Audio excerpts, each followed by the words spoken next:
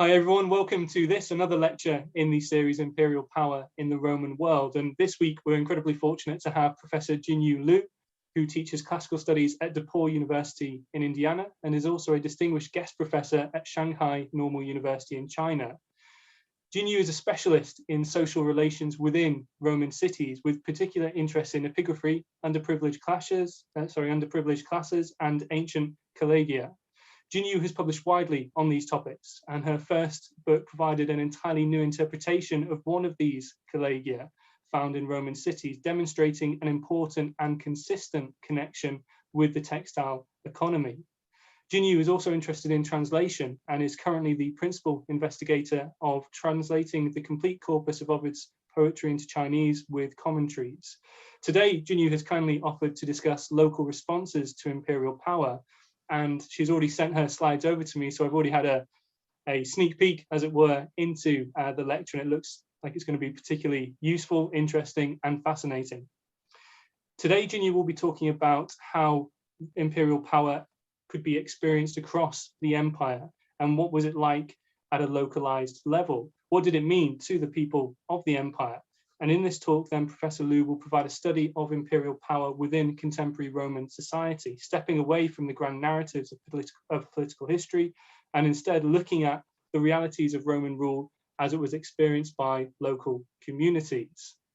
Over to you, Jinyu.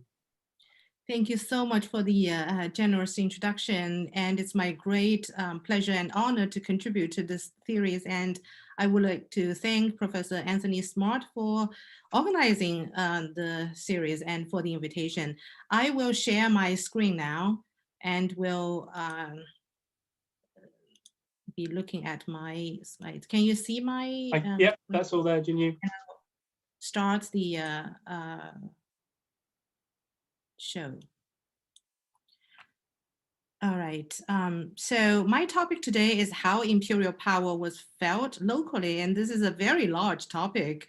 And I will not aim at any comprehensive treatment at all, but will approach the topic through a case study. But before we discuss the specifics of the case study, I would like to draw your attention to some of the works that have informed my understanding of the running of the Roman Empire and also the functions of the Roman emperors. And many works have informed me, certainly. Here I want to mention three of them from which I have drawn clues for my understanding. And the first one is not unfamiliar to you all, the Emperor in the Roman World by Professor Fergus Miller. And this book famously established petition and response as one of the important models for understanding the Roman Empire and of course the functions of the Roman emperors. This model has already been called into question, to which I will return, but I want to say that for me, this book deconstructs, what this book does is to deconstruct the images of the Roman emperors provided by Suetonius and Tacitus. Fergus Miller gives us the image of emperors as being very busy. They are reactive, but they're very busy, right?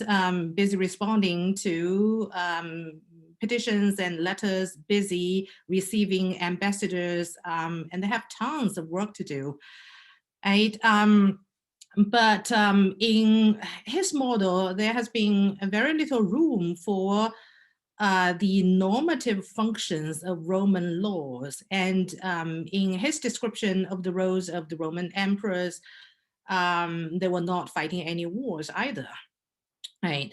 So some of the recent publications have been challenging the petition and response model. Here we actually have one of the we have Professor David Potter's talk in this series, and based on the analysis of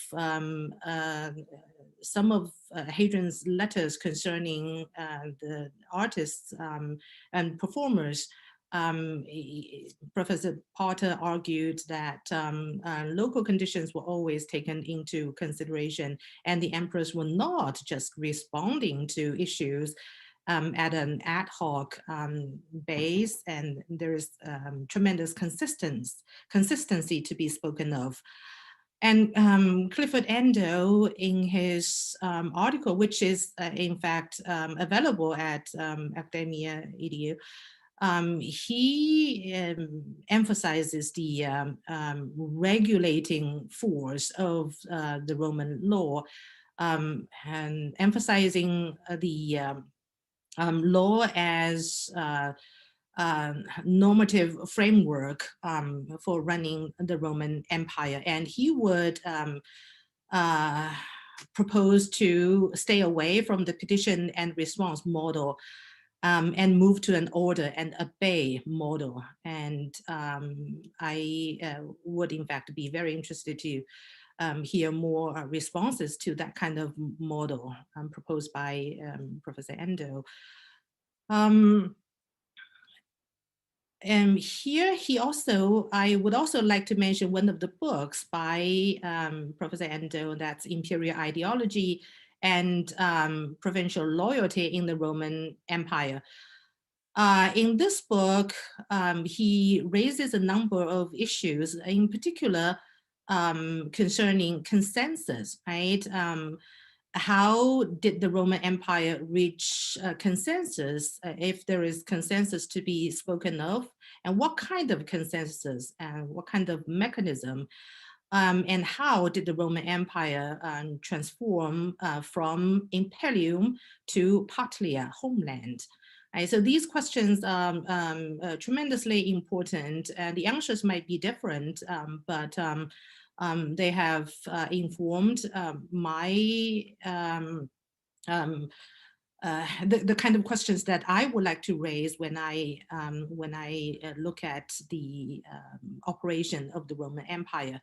And the other book that I would like to draw your attention to, and this is also a familiar book to many of you, and that is Empire of Honor. In this book, Professor Landon emphasizes honor as one of the political, cultural, and social mechanisms that held the Roman Empire together.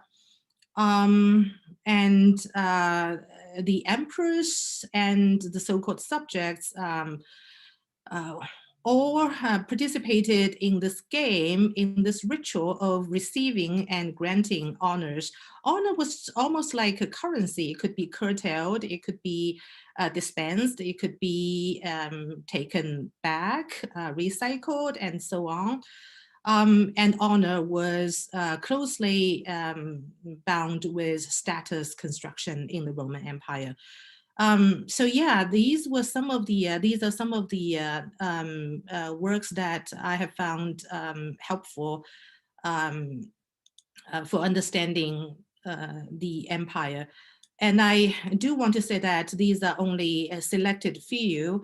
I also would like to mention this series. Now it's in its 41 issue.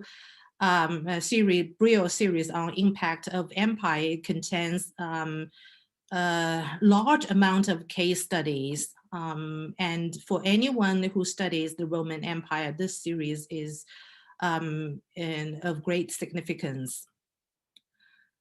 All right, so to set the case study in a larger context, apart from the methodological issues that I have just referred to, in order to set the case study in a larger context, I also want to mention that the case study that I will be looking at only represents some of the mechanisms of the operation of the empire. I want to say from the very beginning that the imperial power was felt in the Roman Empire everywhere and by all sorts of means, by a variety of means. The emperor was ubiquitous in abstract forms and in concrete forms. And some of the ways through which imperial power could be felt was through taxation, for sure, and through laws and laws regulating taxation. And there are also municipal laws that regulate all sorts of things, including even the election of patrons, right, local patrons, and laws separating Romans and non-Romans, at least until and the Antonine edict, and even afterwards, right? And all sorts of imperial rescripts, which will be our focus today. And again, military presence, and the soldiers were not just present, right, across the frontier. Dispatches were found everywhere in the Roman Empire, and retired soldiers put up inscriptions everywhere. And through religion, right, if emperor worship was not an appropriate label, we could at least refer to the temples, the games, the rituals at the local level that were closely associated with the cult of worshiping the emperors. And of course, visual representation, statues, coins, arches everywhere, right? And road building, and the traveling emperors, Hadrian, for example, holding court in the local context. And one of the things that sometimes we tend to neglect, and Fergus Miller did a great job of reminding us of this aspect, and Professor Marco Maiuro have done great work in this area, that is imperial properties in the provinces. Here I want to show you a recent project that tries to map out the imperial holdings, possessions throughout the empire. And this reminds us of the, again, the ubiquity of the Roman emperors. These are not just their properties, private properties. These are their control of resources, and their agents, local agents, were not just agents that managed their private properties. Those agents, the procurators, could even dispense salaries, payments to the Roman military, right? So the intertwining relationship between the imperial properties, imperial finance, the military, and the relationship between their procurators and the local governor, the provincial governors, those were all extraordinarily important for our understanding of the presence of imperial power throughout the empire. Right. So this is a very general context against which I will be looking at this case study from a small place. My attention is, I have moved my attention away from Italy and from the major cities. I wanted to know what happened at not only just local level, but also in smaller towns, right? And this is not, this town's name was Flavia Sowa, which was not a very prominent place in antiquity, and we don't hear about it in the ancient sources much. And its status was a municipium. It was not elevated to the colonial status. Where is it? Oh, and my focus will be on this inscription, an extensive inscription that contains an imperial rescript from Sowa. But where is it? It's in the province of Noricum, relatively close to the frontier, relatively close, right? It was destroyed in the Marcomannic War, but was rebuilt by Commodus. Right. So now let's move on to this important discovery in 1915. Right? And there are some inscriptions from Flavia Sowa, from the ruins of the town. But this one, and by any standard, is an extraordinary discovery.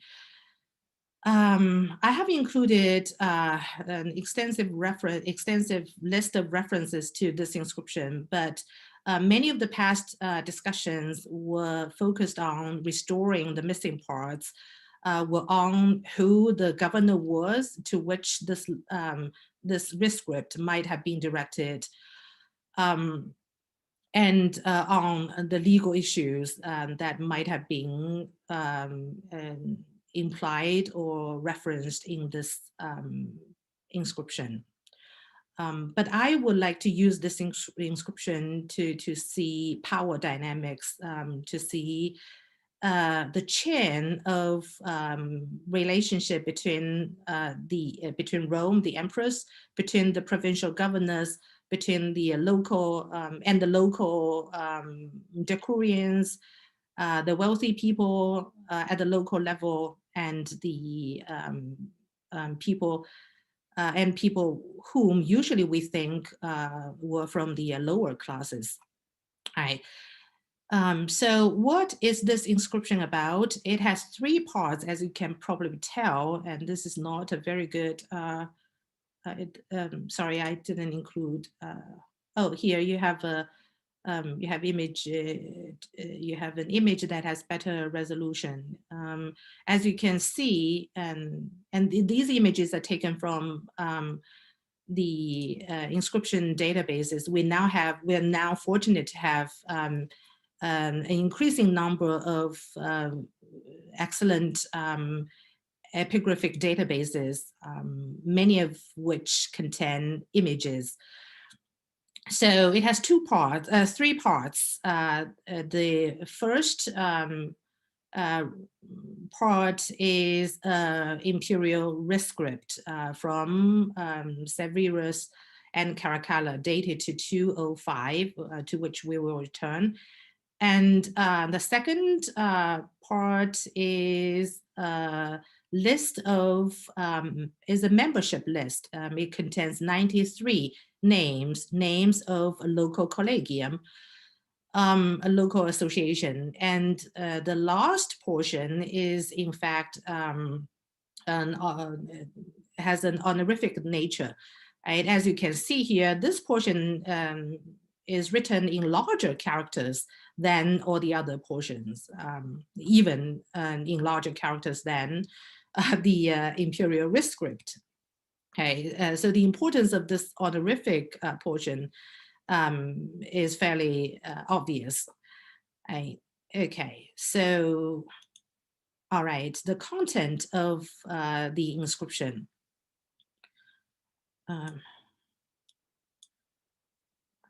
This is this is the Latin text. Here you have the quotation from the rescript, and then 93 names in 7 columns, and then the honorific portion, which also contains other information. Here is the translation.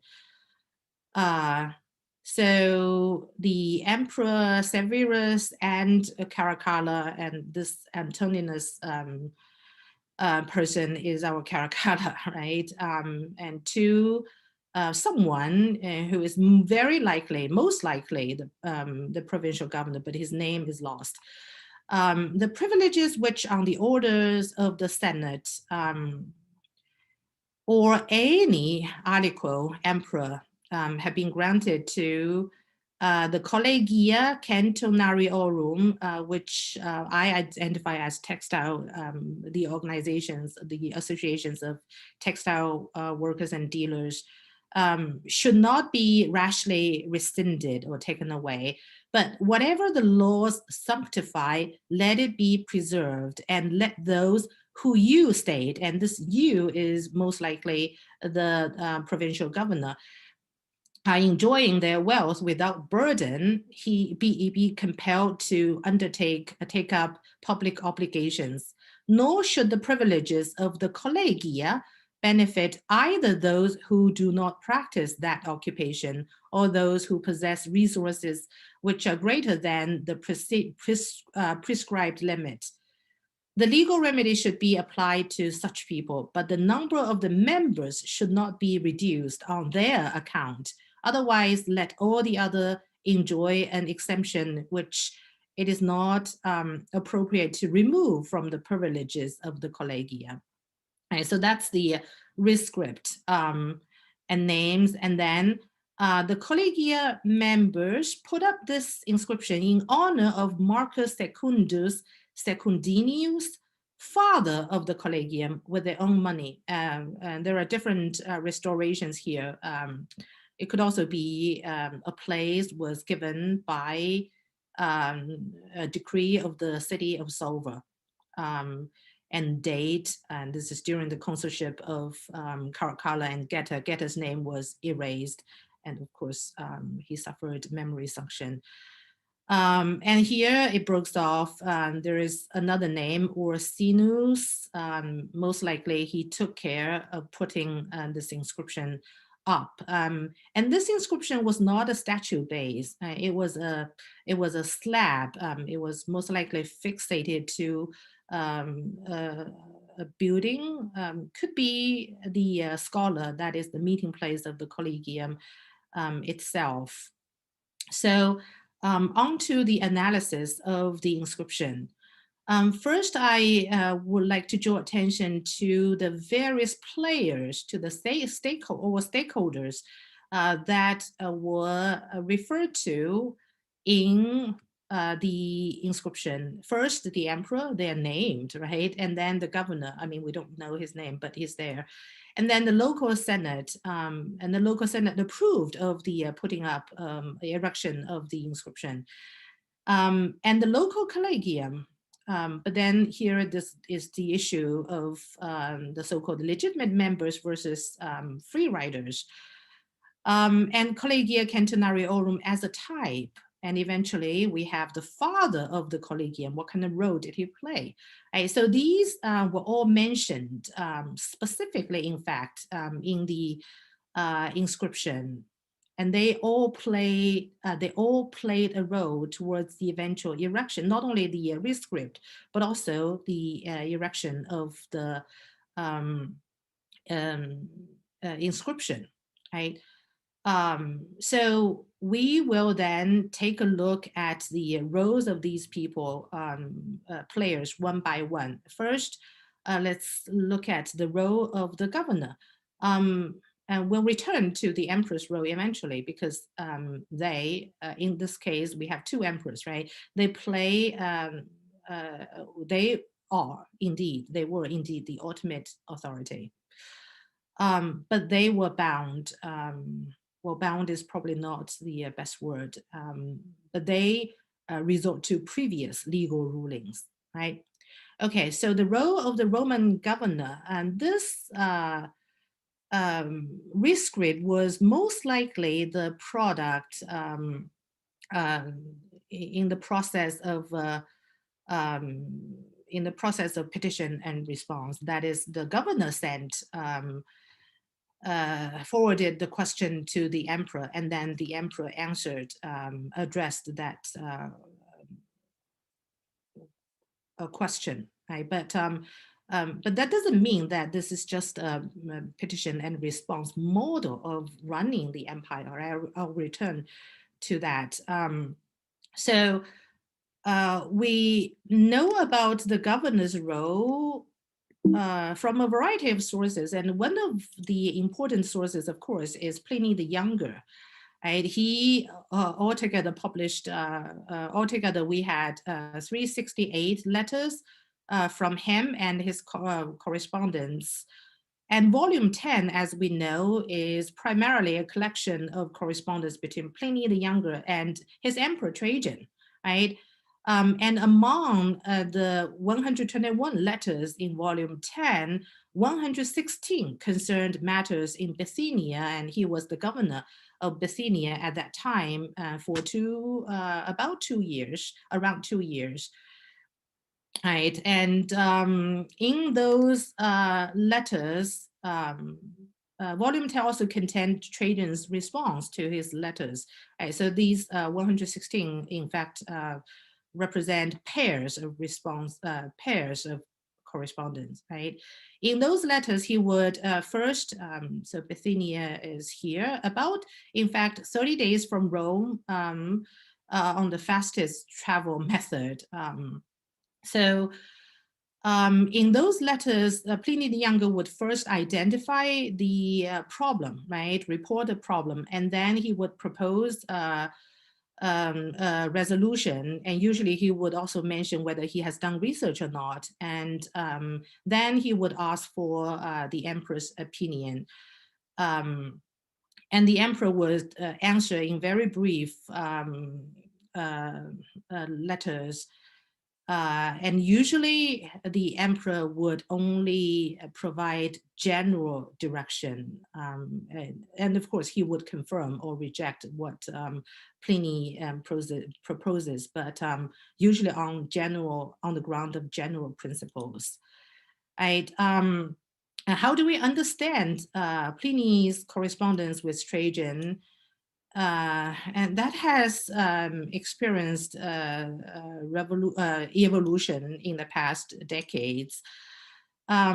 So we have some very interesting and important contributions on that topic. In the first 10 years of the century, we have Greg Wolf and Carlos Norenia writing very interesting articles emphasizing those letters as part of a larger project of Pliny to establish his public image. And these letters, according to their contributions, would belong to a larger project of elite self-fashioning, and Professor Norenia emphasized that these letters, in principle, were no different than the other letters in the first 9 volumes of Pliny's letters. Right? And Professor Wolf emphasized that Pliny the Younger was in fact fashioning himself after Trajan, right? He was trying to establish the image of a workaholic, right? Oh, my emperor is busy, I'm busy too. Look what I'm doing. Look at how devoted I am. His province, in Wolf's very interesting analysis, has very little individual character, right? Pliny's Greek province has little Greek character there. It was a very generic province. To a number of people back then, or in the traditional understanding, sometimes those letters, Pliny's correspondence with Trajan, was emphasized as a literary exercise rather than representing a norm. But more recent publications try to correct that approach. And here we have Miles Levin's contribution and the contribution by a number of other scholars that emphasize, including Wolf himself, right? And they would emphasize the fact that Pliny the Younger's letters were no exception whatsoever. If we look at the legal documents from the digest, if we look at inscriptions put up across the empire, we will reach the conclusion that it was a norm for the provincial governors to submit letters to the Roman emperors. What was the volume? I think that was actually more difficult to evaluate, to assess, because if we look at Pliny's letters, then it is about 56 or 60 in 2 years from Trajan. And if we roughly you use 40 as the rough number for the Roman provinces, then the letters that the emperors would have to deal with on a daily basis were actually not that much, were not that many, right? But these numbers, of course, are not heavily reliable. In any case, the governor forwarding letters to the emperor was not anything surprising, right? What is important is what kind of issues they would forward to the emperor, right? And whether the emperor would always side with the governor, and of course not, right? In a very interesting article by Kokinia, the governors were described as winners, losers, and partners, with the emperor. Sometimes the governors would suffer huge humiliation in this triangular relationship between the emperor, the governor, and the locals. Right, so in this particular inscription, the emperor did not seem to side with the governor. Right? It seems that the governor proposed to take away the privileges that were granted to the collegia Antonario or Centenariorum in Solva, but the emperor did not agree with that. Instead, the language suggested that the emperor was not very happy with the governor's proposal. So, but on the other hand, the locals seem to be quite happy with the resolution coming from the emperor. So it seems that the governor has some difficulty dealing with the locals, and eventually the issue had to go upstairs all the way to the emperor. If the governor were able to solve the problem, then the issue might not have needed to go all the way to the emperor. So what is the issue at hand, and what is the difficulty? So now we probably want to move on to the local senate, to the local decurions, the city of Solva, and the local collegium. Right. So the local senate play a lot of roles, of course, in terms of their relationship with the associations. We have a sample from municipal law, right? And this law was adopted, a municipal law was adopted by the municipalities in the Roman Empire, and they more or less model after the same pattern. Right. So here, chapter 74 of Lex Unitana, which was discovered in Spain, dated to the 1st century AD, CE, it tells us that no one is to take part in an coitus, and this usually refers to a suspicious, seditious gathering. Right. So this this ruling, cautions against a seditious assembly, but it actually does not rule out the formation of regular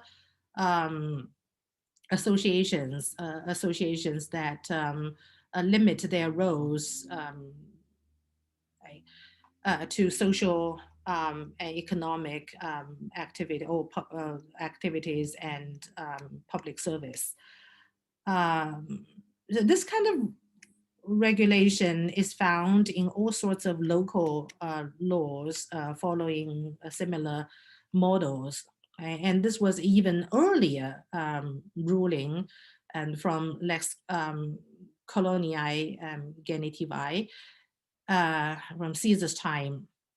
So this colony founded by the order of Caesar, we don't have the complete ruling here, but we get a sense that assembly or conspiracy or suspicious associations, suspicious activities in that colony should be ruled out and should be monitored. Right, so the local Senate, the local decurions did have a role in regulating what the association could do and could not do, right? But the key issue at hand here was not the seditious and anything seditious of the local association. And then what is the problem? The problem seems to be the free riding problem. Right, if we look at the, perhaps we need to go back to the inscription. If we look at the inscription here, what are the issues at hand? The governor seemed to report that some of the collegial members were enjoying their wealth without shouldering any burden, and that is usually just munera, right? Munus, public, compulsory public services, right? So the emperor ruled that the privilege of the collegia should not be taken away. And what kind of privilege? In the Latin, it's privilegia, and also vacatio, in exemption, right? So the privilege by membership through the collegia was exemption from public, compulsory public services, right? So it seems the problem is that some of the wealthy members in Solva joined the Collegium Cantonariorum, and by virtue of their membership in the Collegium, they received exemption, or they enjoyed exemption from compulsory public services. What is the problem with that? And that would cause the discontent of the local Senate. We actually don't have the context of all the disputes, right? But we're providing a reasonable reconstruction here. So if you have wealthy members that joined the collegium and exempt from the duties, the local Senate would in fact suffer from that, because that reduces members that could contribute to the public services that the decurions, that the local senators were supposed to provide. Right? In the Theodosian Code and in some of the later texts, especially legal texts, we sometimes read that people have abandoned the cities. In fact, abandonment in those legal texts does not necessarily have to mean that they physically have left the cities. It could simply refer to the fact that they shied away from their obligations, financial obligations, and also obligations to maintaining, other obligations to maintaining the cities, right? So there is a competition here. There is, here we locate the issue, the dispute between the local Senate and the local collegium. In fact, maybe not the dispute between the local Senate and the local collegium, but between the local Senate and the members who are able to contribute to the local Senate, and try to avoid the public obligations through retreating to the membership, through retreating to the membership of the local collegium. And we know that this collegium was granted exemption, granted privileges by either the Senate or some emperor. And this some emperor might have been unequal right? Some emperor might have been referring to Commodus, and his name was not to be mentioned. So, so here we begin to see a clearer picture, and you have the local decurions wanting manpower, right, to man the local senate. They want to make use of the wealth of the wealthy locals, right? And here you have the local collegium, which enjoyed privilege and attracted wealthy members who wanted to avoid obligations, some of the obligations they otherwise had to perform or fulfill. So, right, the dispute was at the local level in the beginning, if our reconstruction was correct. Right, so then we probably want to ask another question about the privilege, how the local collegium received the privilege. Okay. I want to draw your attention to the fact that we probably want to go back to the inscription again. And sorry, we're going back and forth. The imperial rescript was not, in fact, addressed to the collegium singular cantonariorum of Solva. Instead, as you can see here, it was addressed to plural, a collegia cantonarium. That is the rescript, in fact, concerned, collegia cantonariorum as a generic type, as a category, right? So what kind of generic or what kind of general ruling are we talking about here? In fact, we have a very helpful legal quotation in the digest from Callistratus. Sorry, and this is the Latin text, and I've highlighted some of the most important keywords which showed up in the imperial rescript by our imperial rescript by Severus and Caracalla. So the translation is included here. Basically, immunity is immunitas, and this is synonym to vacatio, exemption in our inscription. Immunity is granted to certain collegia or corporations to which the right of meeting has been given by law, namely to those collegia or corporations in which each member is enrolled on the basis of his craft, such as the corporation of builders. So there is a different sample or example here, not the collegia cantonarium, but the fabrum, the collegia fabrum, corporation of builders, and any other which has the same reason for existence. That is to say, those instituted to provide services required for public needs, utilitas publica. Nor is immunity given indiscriminately to everyone enrolled in these collegia, but only to craftsmen. So there is a saving clause here, right? Who is eligible, who's not. Nor can men of any age be elected. So not only wealth is a problem, age is also regulated, right?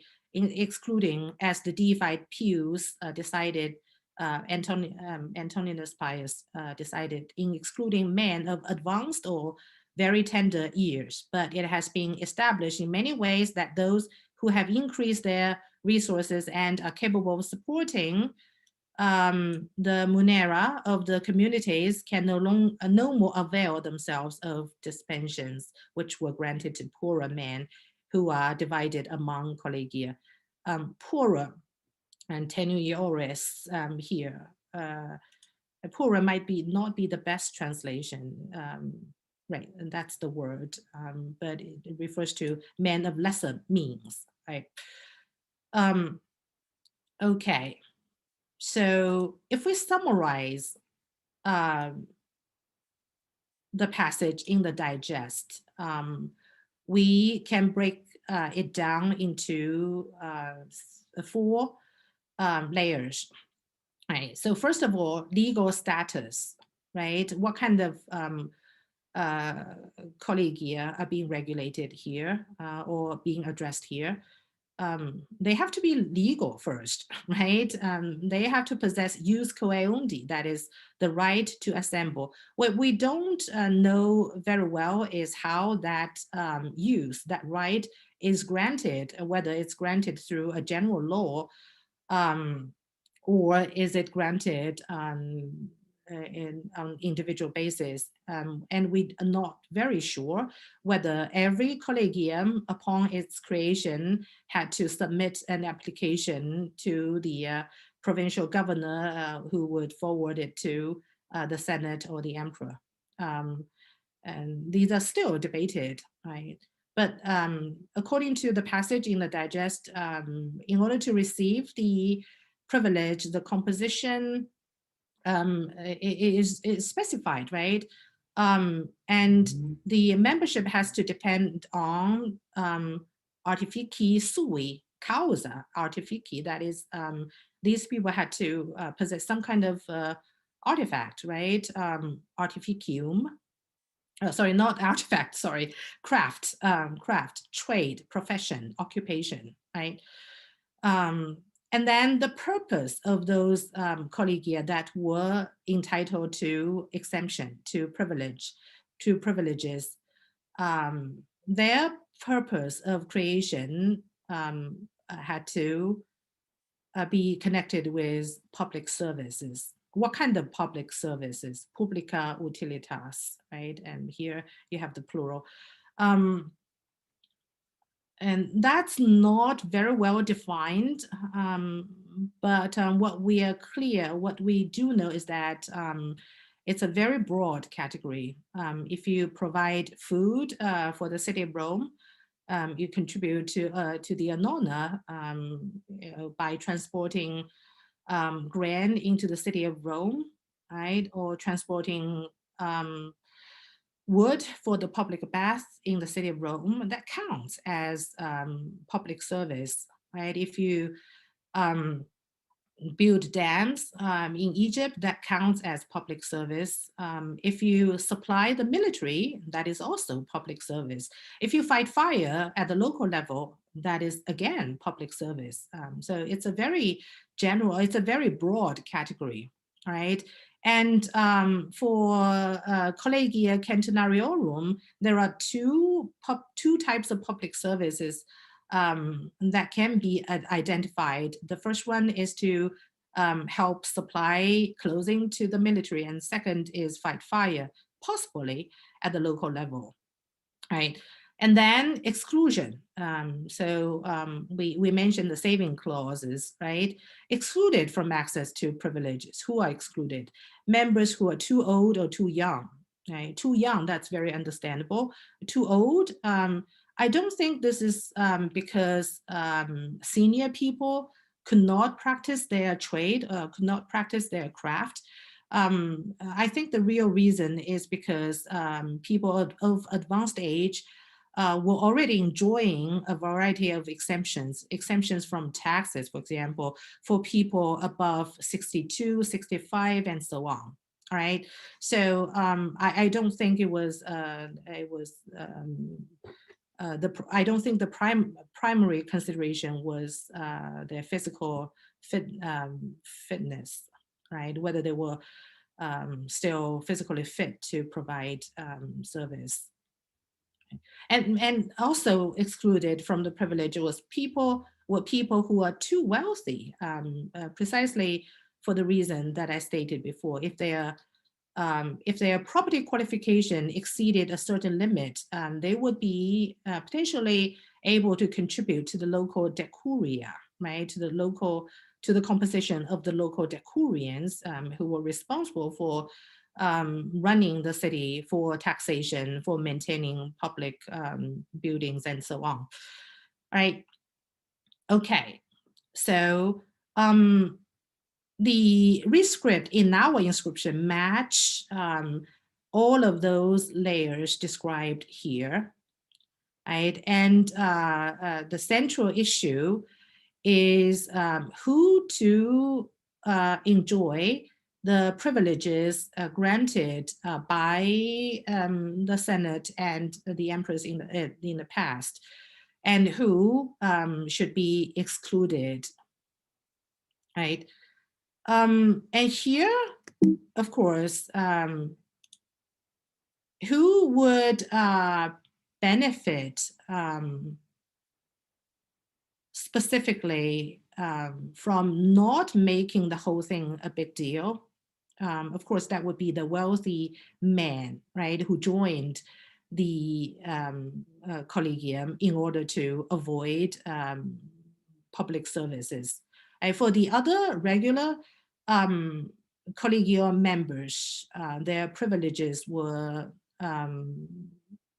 legitimate, reasonable, and even though the local decurions might not be happy with their privileges, they were protected by the existing legal rulings, right?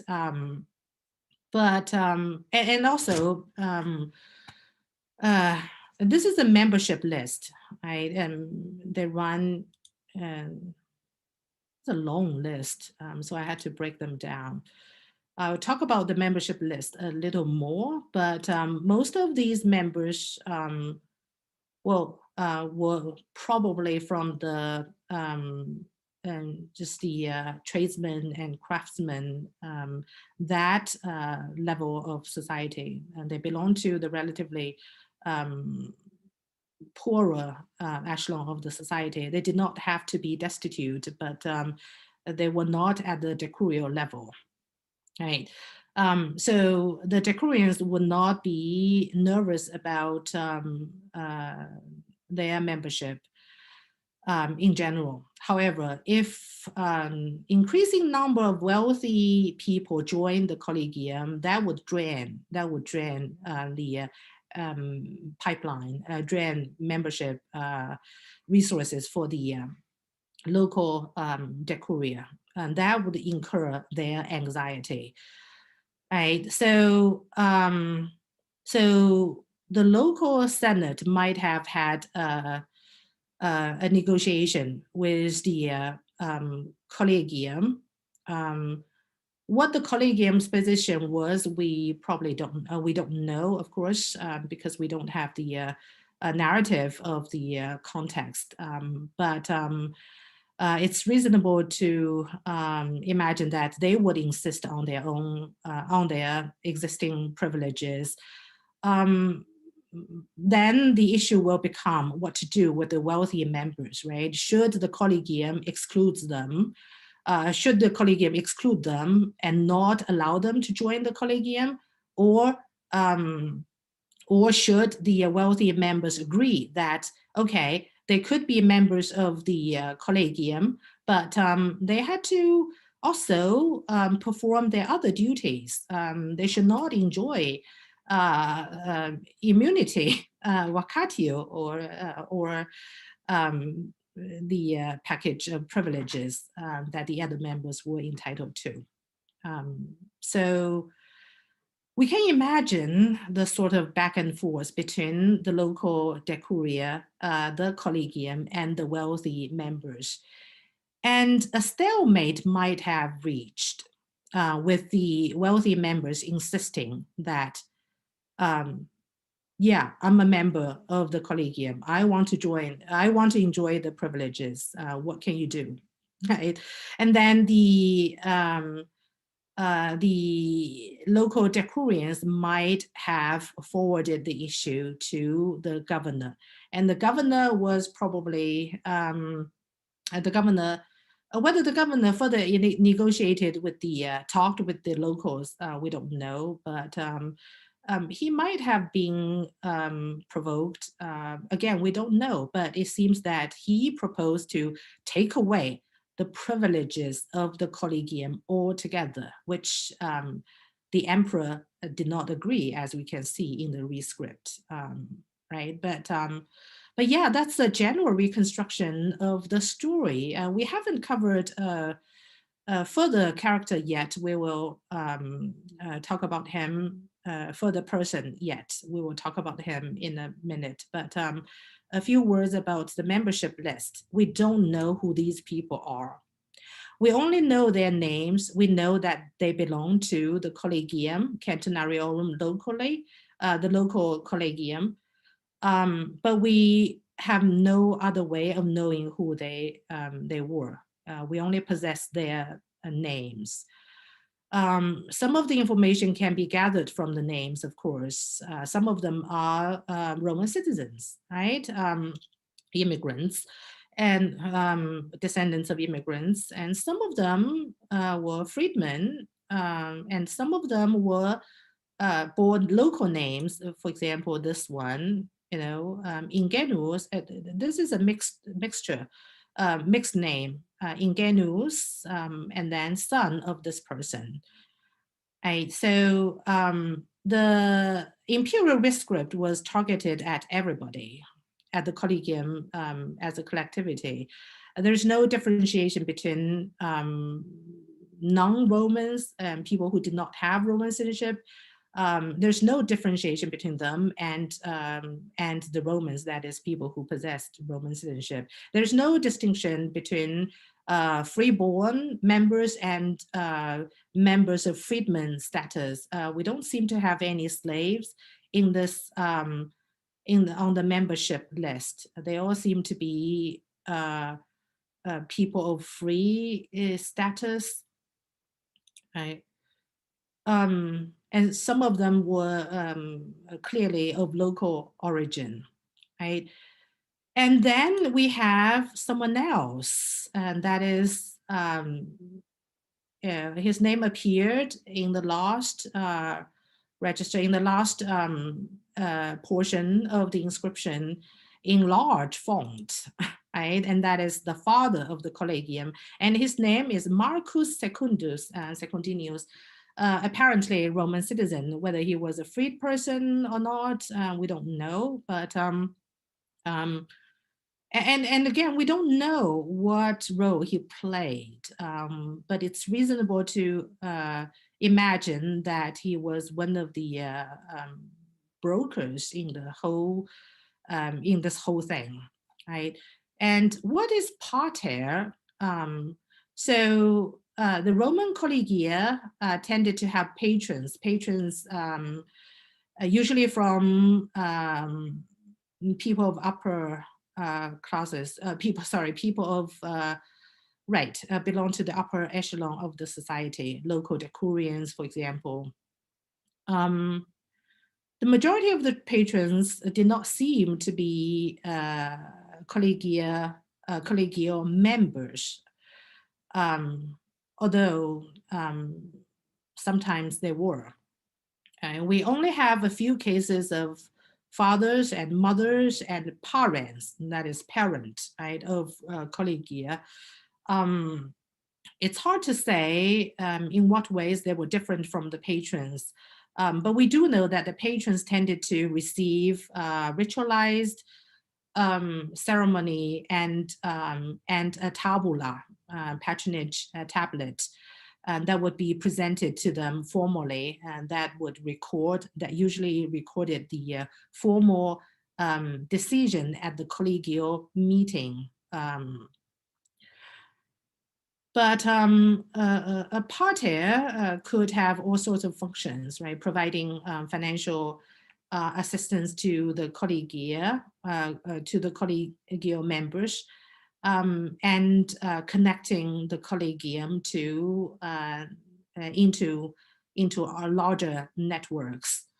What does he do? We don't know. Maybe he went between the collegium and the wealthy members and the local and the local senate. And maybe it was due to him that eventually the provincial governor submitted the letter to the emperor. That might be an unlikely, a less likely proposition, but he must have played some role in eventually solving this problem at the local level. Right? And it seems that the collegium itself received a happy, it's a happy ending for the collegium, and it's also a happy ending for the local senate, right? And who would be unhappy? Of course, the free riders, right? And maybe this person pacified them. We don't know. We don't know, right? In any case, this is an overall analysis of all the players in this whole story, right? From the emperor all the way. This case is actually bottom up, right? Everything started from the in terms of this particular case, everything started from the local level. And the free riders seem to be the center of the issue. And the tension escalated, a negotiation probably failed or reached a stalemate. The free riders, they were the wealthy, they were some of the wealthy members in the local society, right? They would not give in. So eventually things went upstairs, right? And then the locals felt the authority from the empire, from the emperor, but this authority confirmed what the local collegium could enjoy. The ruling also confirmed that if you are rich, you have to contribute, you have to shoulder the public munera, right? Shoulder the public obligations and so on. Okay, so this, this inscription was put up, in fact, in honor of the father, right? The father of the collegium. Here would be our quick conclusion. So many players had a role in this, in the negotiation, in the tension building, right? And different players had different interests. The local senate wanted people to man the decurions, right? And the local collegium wanted to enjoy their existing privileges. And some of the wealthy people wanted to free ride on the privileges that the collegium had, right, which incurred reaction from the other wealthy people in Solva. None of them were altruistic, of course, and the emperors wanted people to perform their roles, right? If you're wealthy, you have to contribute to your city. And if you have craft, and then you contribute to other types of public services, right? And the proposed solutions varied as well, as we have talked about. The governor had a different thinking on this issue, right? And he was much more radical than the emperor. But of course, the emperor had the last say. And I hope the my reconstruction of the tension and negotiations at the local level, which went eventually beyond the local level, made it clear that reactive or passive, those were in fact not adequate descriptions of what happened, because eventually the locals wanted some kind of arbitration, right? And the arbitration was in fact eventually done within the general framework that emphasized existing general principles, right? Publica utilitas, for example. You have to exhibit your usefulness, right? That governs everything. and things that would contribute to upsetting individuals' contribution to public utility, public usefulness. And that kind of approach would be shot down by the emperor. So there is bug fixing, of course, but bug fixing is not the same as reactive or passive, right? In this particular case, what is the bug fixing? And that is wealthy members, right, who wanted to free ride. So then the problem is really just the free riding issue, right? So, oh, it has been over an hour. I'm very sorry, but yeah, here is the story of the local people from Solva who, yes, even though the dispute was among them, eventually they felt the overall, oh, well, they actually felt the imperial power from the very beginning, right? When the collegia started to enjoy privileges, which were granted by the emperor. Right, thank you. Excellent. Thank you, Jinyu. And there's no need to apologize at all. That was a fascinating study. And what I particularly liked about all of it, Jinyu, is you take one inscription, and yet we can dissect that to such a degree that actually we're talking now about imperial power from the bottom up. We're talking about the negotiation of that across the empire within localities, but also specifically within urban settings. And what I hope the viewers have got from that is not simply how wonderful a historian Jinyu is, which is clearly transparent, but actually what can be achieved by looking in real detail at one source and then engaging with it in such a way, building up a context. And throughout, and this comes through really strongly, Jinyu, is asking these questions and asking really careful questions that allow you then to recognize problems, but actually deepen your own understanding. So I thought that was absolutely fascinating. So thank you so much for sharing that with us and for guiding us through the inherent complexities within imperial power and within the empire more broadly defined. That was brilliant. Thank you. Oh, thank you so much. I now feel very proud of what I, what I presented. You have a way of summarizing things in such concise and forceful way. You have a way of elevating things. Thank you so much for that wonderful summary. Oh, you're more than welcome. I found it a remarkable example of historical method, Jinyu. So I was actually sat there thinking, well, I could be doing some more of this, and it's the quality of the questions that all the way you're asking. So I really thought that was fascinating, and I'm sure the audience do as well. If you've got a few minutes, Jinyu, what I wanted to do is just run through maybe a couple of ideas, if that's okay. Sure. And then we have stopped sharing, is that right? Yes. Yep. So it's just us back on the screen now, Jinyu. Okay. So there's a couple of things that jump out, and one thing that was particularly well discussed was actually the nature of the relationship. So not just within that city, within that locality, but of course actually with different elements of Roman society and the emperor then somehow above them. I particularly liked your awareness of and your discussion of Pliny, because whenever I look at Pliny, I'm always struck by the fact that I wouldn't want to be his emperor. And I wouldn't want to be his emperor because in my mind, he just seems to be constantly asking question upon question. At some point, I feel like Trajan should say, you really do need to make a decision yourself.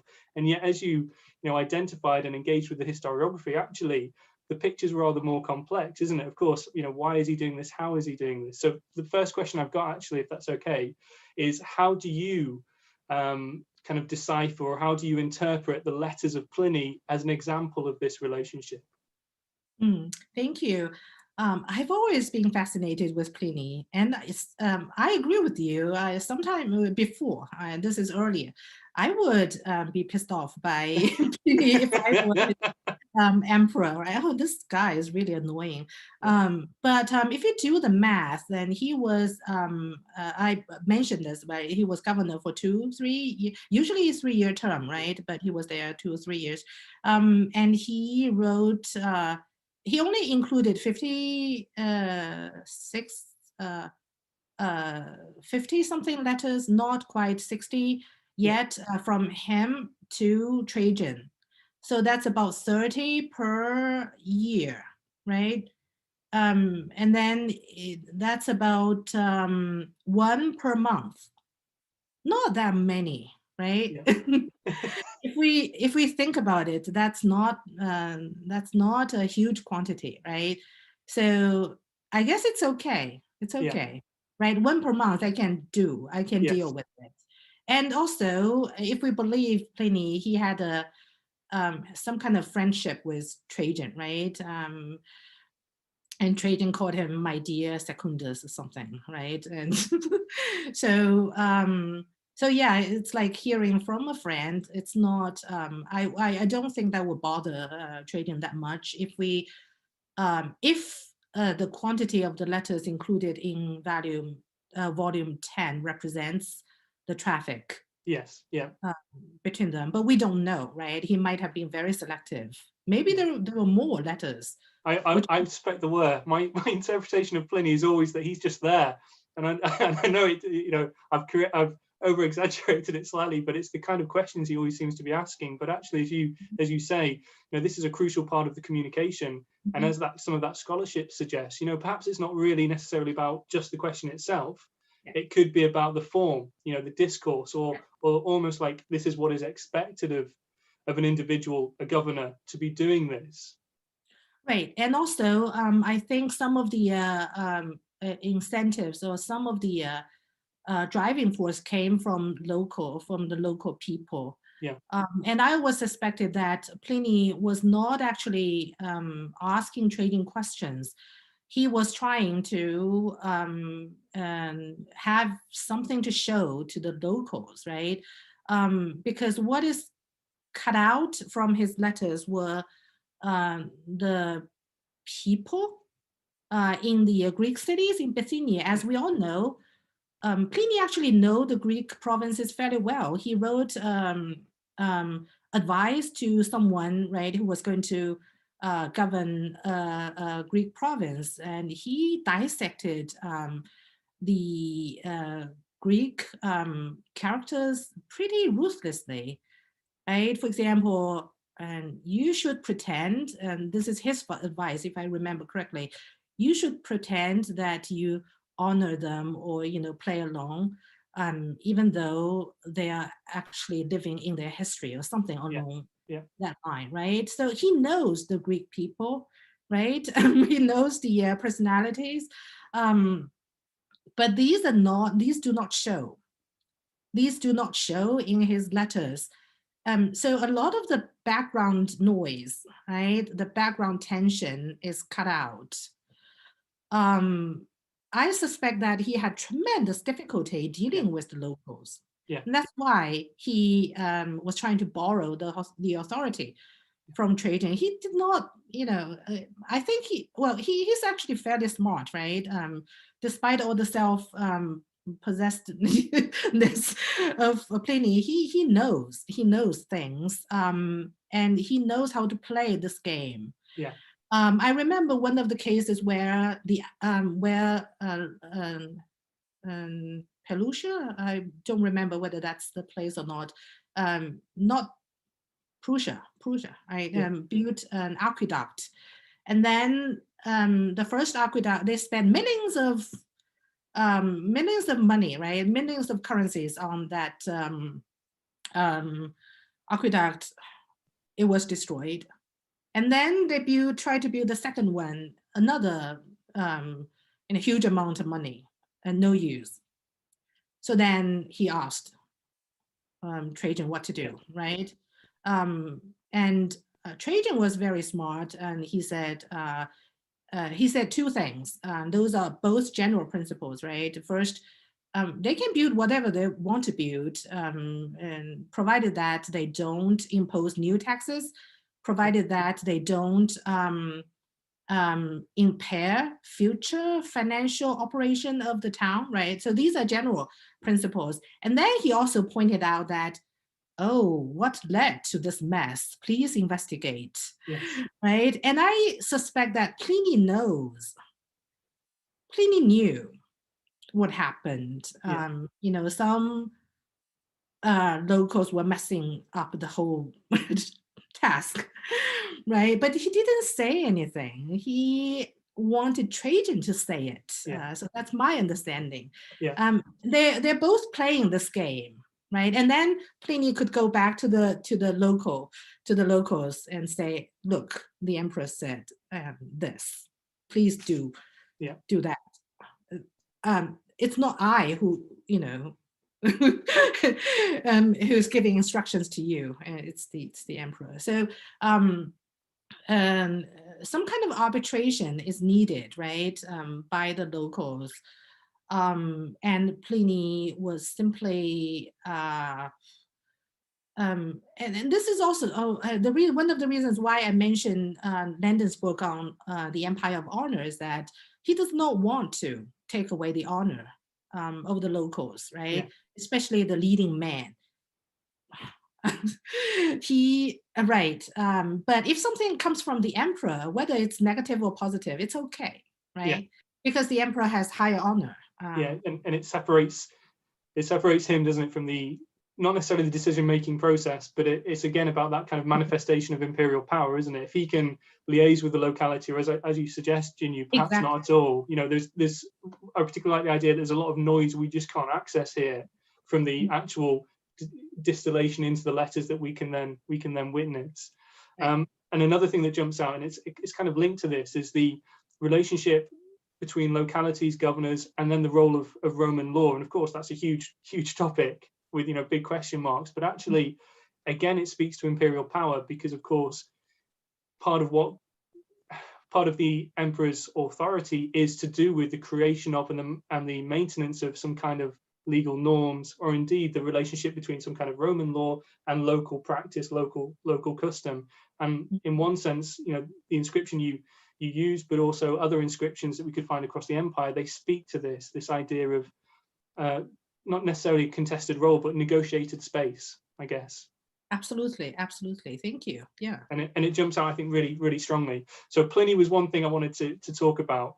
And then I just have two more questions, if that's okay, Jinyu, and these are more from the student perspective. So one thing I'm very sure of, if students are watching, is we've witnessed here excellent historical method.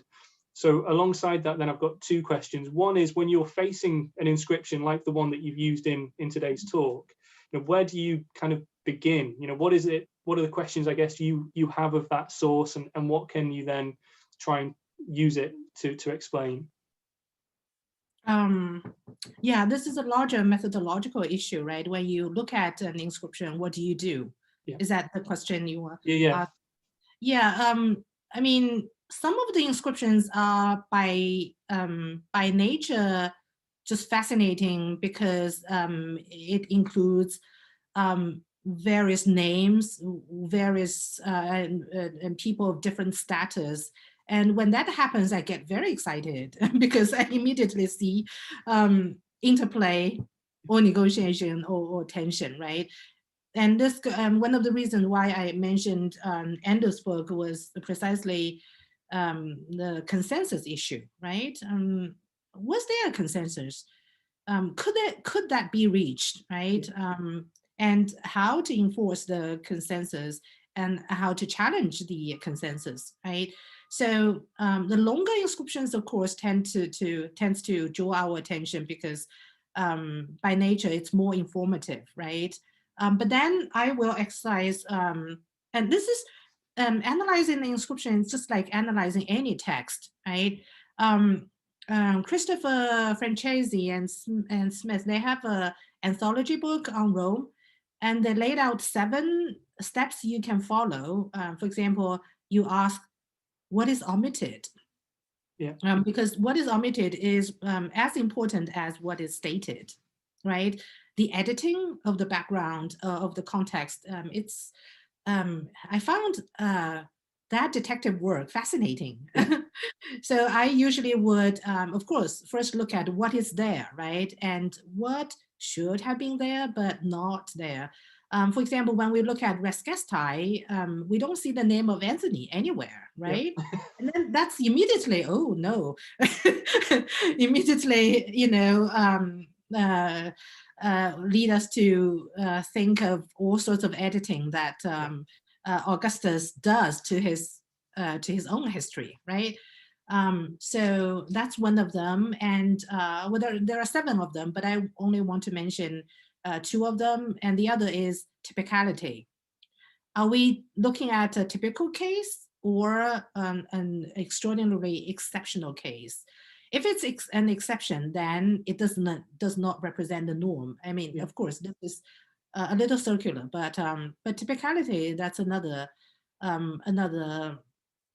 important question I would like to ask. For the inscription that we talked about, we found some general, right, rulings in the digest. And this, of course, has been discussed by especially legal historians long before me.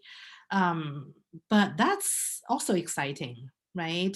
The enforcement of general ruling and the bug fixing, right?